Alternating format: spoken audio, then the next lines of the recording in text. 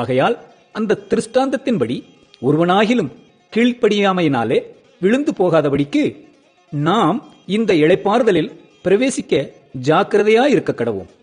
தேவனுடைய வார்த்தையானது ஜீவனும் வல்லமையும் உள்ளதாயும் இருபுறமும் கருக்குள்ள எந்த பட்டயத்திலும் கருக்கானதாயும் ஆத்மாவையும் ஆவியையும் கணுக்களையும் ஊனையும் பிரிக்கத்தக்கதாக உருவ குத்துகிறதாயும் இருதயத்தின் நினைவுகளையும் யோசனைகளையும் வகையறுக்கிறதாயும் இருக்கிறது.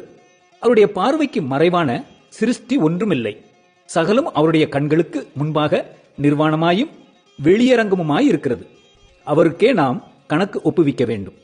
வானங்களின் வழியாய் பரலோகத்திற்கு போன தேவகுமாரனாகிய இயேசு என்னும் மகா பிரதான ஆசாரியர் நமக்கு இருக்கிறபடியினால் நாம் பண்ணின அறிக்கையை உறுதியாய் பற்றி கொண்டிருக்க கடவும். நம்முடைய பலவீனங்களை குறித்து பரிதவிக்க கூடாத பிரதான ஆசாரியர் நமக்கிராமல் எல்லா விதத்திலும் நம்மை போல சோதிக்கப்பட்டும் பாவமில்லாதவராயிருக்கிற பிரதான ஆசாரியரே நமக்கு இருக்கிறார்.